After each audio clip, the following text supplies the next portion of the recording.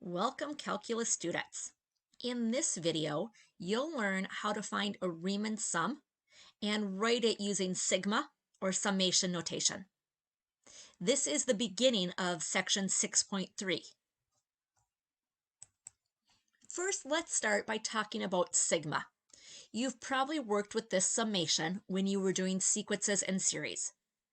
So sigma tells us that we're going to add up a number of values. So at the bottom, we have our index with a lower and an upper bound.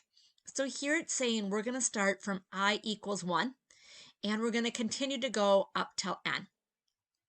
And that sum, we're just going to add up a sub 1 plus a sub 2 all the way through a sub n. Here we have an example that we're going to evaluate. So we are looking for the sum from I equals 1 to 6 of I. Now where I have I right here, we can actually have any sort of function. I'm starting with an easier one. So what we are going to do is substitute in our values for I and add the sum. So it tells us that we're starting with I equals 1. So our sum will then equal 1 plus, and in sigma we keep counting up. Here I notice that I'm going to keep counting up to 6. So 1 plus 2 plus 3 plus 4 plus 5 plus 6. And again, if this were a more complex equation, you would just substitute in all of those values for I. And this gives us a sum of 21.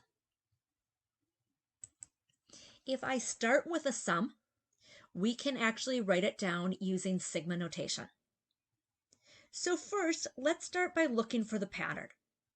You'll notice there are lots of parts of this that stay the same in each fraction.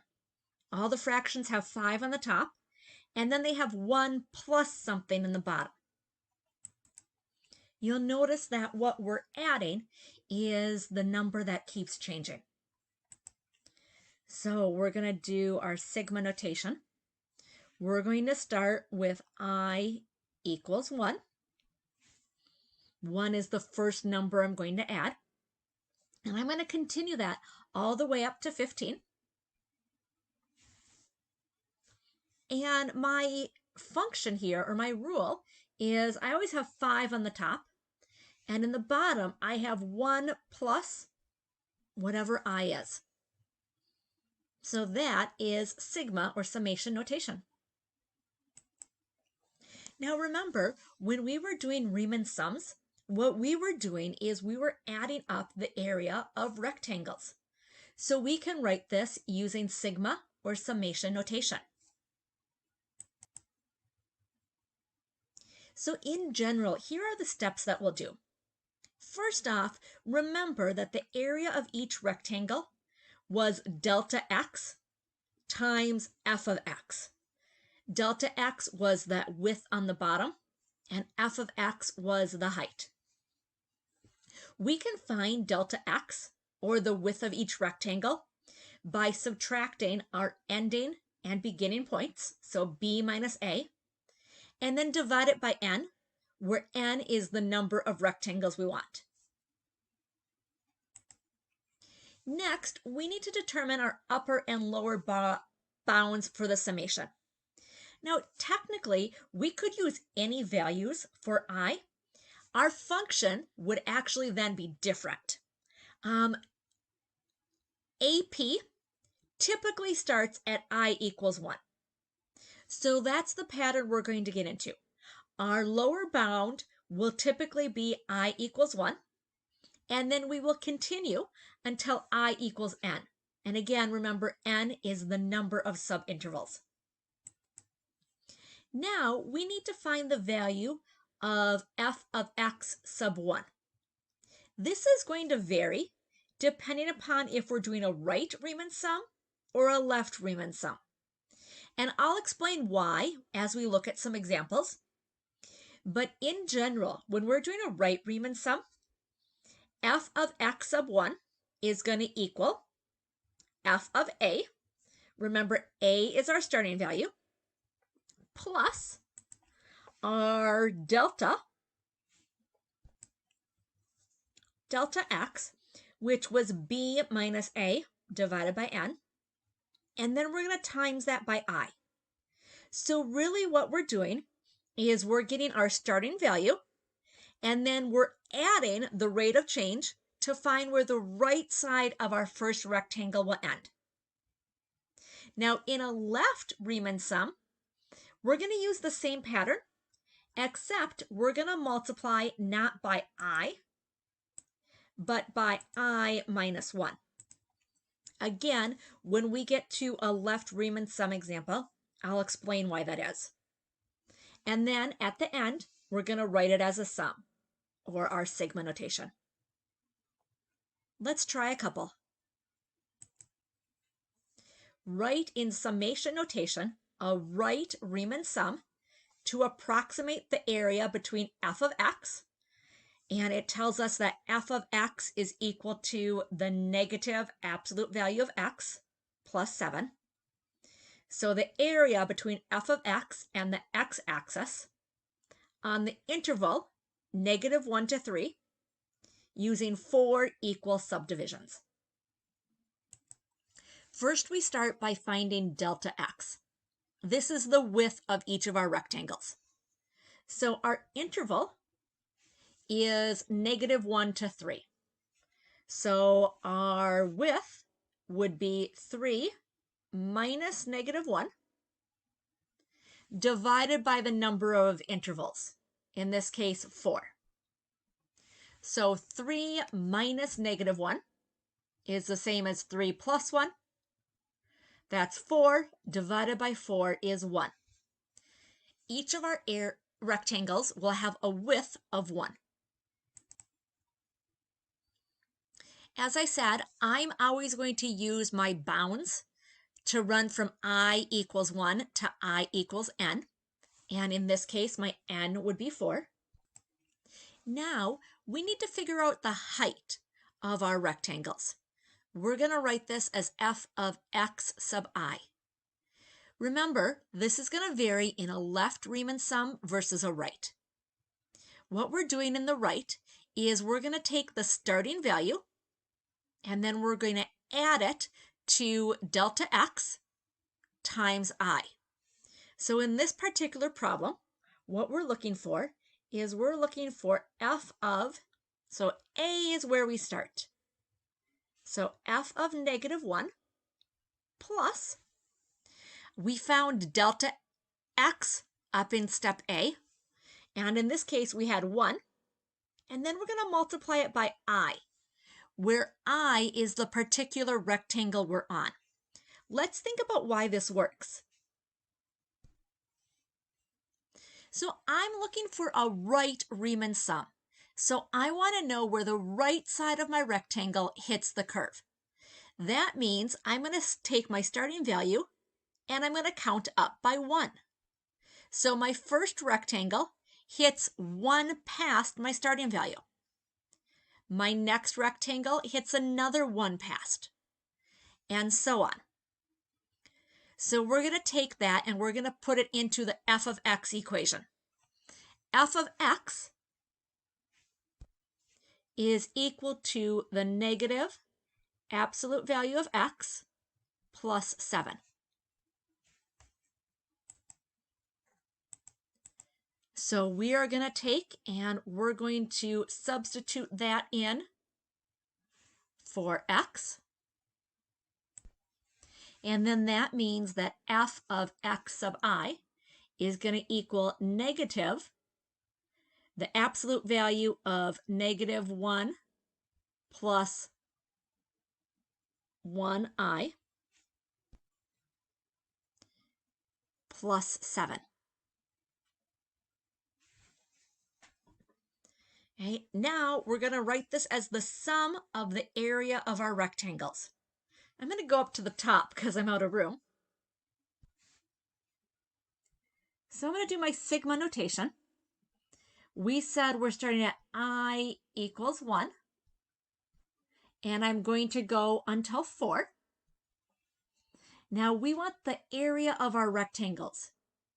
We know that the area of our rectangles is going to be delta x times f of x sub I. Well, we know those parts. I'm changing colors because I'm running out of room. I want to make this noticeable. So again, I'm doing my sum from I equals 1 to 4. Delta x is what we found in A. In this case, it's just 1. Obviously, we don't need to write 1, but I'm going to write it just so we know where it came from. And then we're going to multiply this times f of x sub I. So 1 times the negative absolute value of negative 1 minus, whoops, that should actually be plus my error down there. Sorry for the confusion. So negative 1 plus 1i plus 7.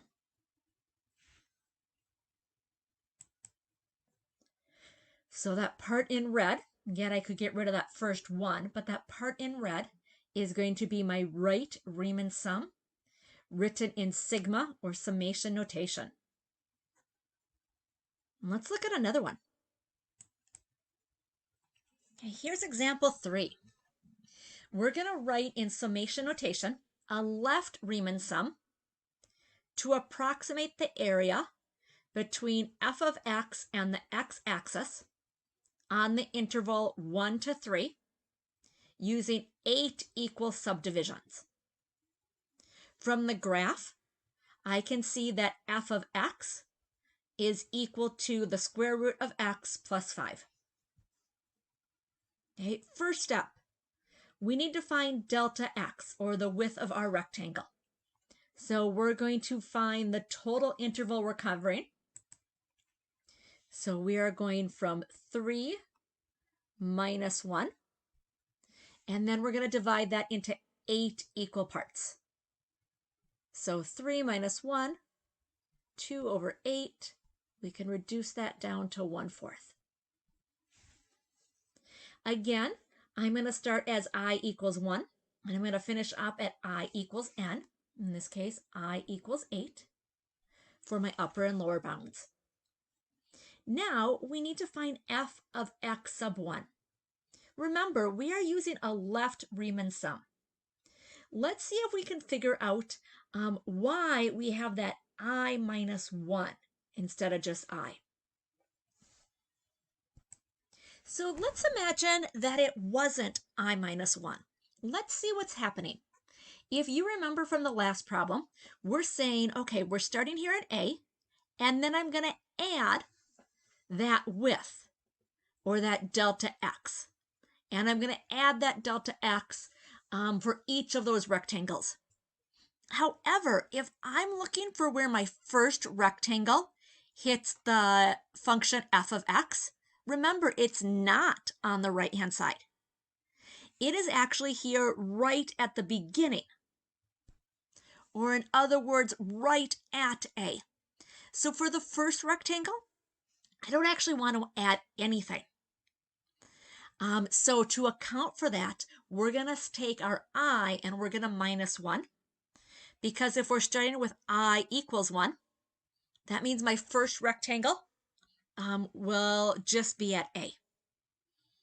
Okay, so let's use that in our equation.